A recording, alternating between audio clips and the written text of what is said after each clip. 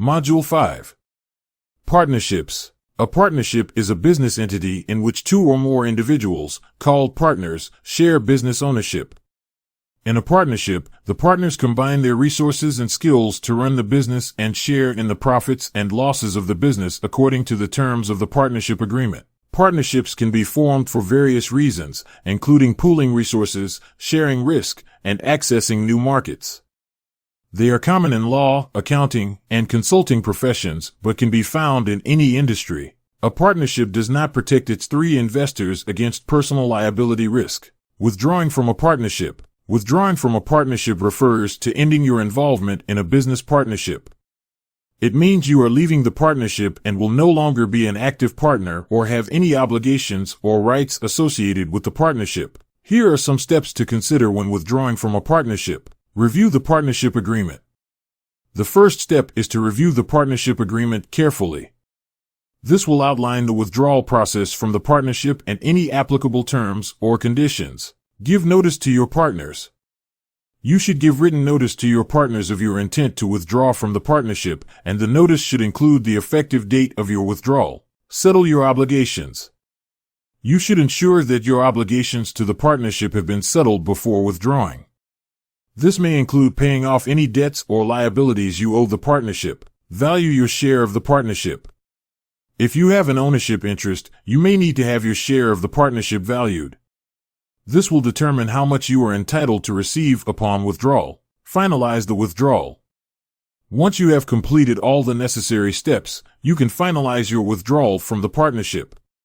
This may involve signing a withdrawal agreement or other legal documents to formalize the process. Ways to withdraw from a partnership include receiving assets from the partnership in the amount of his/her interest, selling his or her interest to another person for cash, receiving cash from the partnership in the amount of his/her interest, and selling his or her interest to another person in exchange for assets. Capital account of a partnership. The capital account of a partnership is a record of each partner's investment in the partnership, as well as any withdrawals, profits, or losses.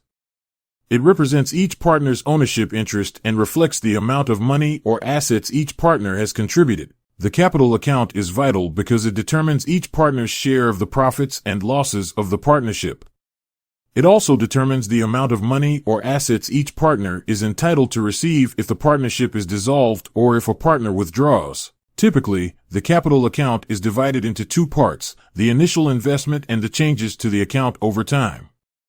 The initial investment is the amount of money or assets each partner contributes when the partnership is formed. The changes to the account over time are due to various transactions, such as profits, losses, and withdrawals. Here are some examples of transactions that affect the capital account. Initial investment. Each partner contributes a certain amount of money or assets to the partnership when it is formed. This amount is recorded in the capital account as the initial investment. Profits. If the partnership earns a profit, each partner's capital account is credited with their profit share. Losses. If the partnership experiences a loss, each partner's capital account is debited with their share of the loss. Withdrawals. If a partner withdraws money or assets from the partnership, their capital account is debited with the withdrawal amount. Additional contributions. If a partner contributes additional money or assets to the partnership, their capital account is credited with the contribution amount. For example, assume two friends are forming a partnership. Friend A is investing in a building with a market value of $180,000. However, the building carries a $56,000 mortgage that the partnership will assume. Friend B is investing $120,000 cash, and Friend A's capital account balance will be $124,000. The balance of Friend A's capital account will be calculated as follows. Friend A's initial investment equals market value of the building minus assumed mortgage, which is $180,000 minus $56,000, or $124,000. Limited liability company. A limited liability company, or LLC, is a business entity that combines a corporation's and a partnership's benefits.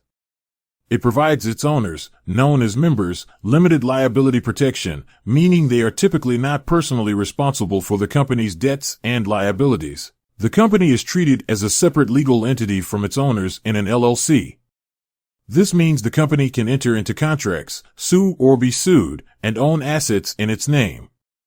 Unlike a partnership, where the partners are personally liable for the partnership's debts, an LLC provides a layer of protection for its members' assets. However, unless the partners elect to be taxed differently, LLCs are taxed as a partnership. A single member or multiple members can own an LLC, and its profits and losses can be allocated among the members in any way they agree upon. The company's management can be structured in several ways, including a member-managed structure where all members have a say in the company's decisions, or a manager-managed structure where one or more members are designated to manage the company's day-to-day operations. One of the main benefits of an LLC is its flexibility in terms of taxation. By default, an LLC is taxed as a pass-through entity, meaning the company's profits and losses flow to the members' tax returns.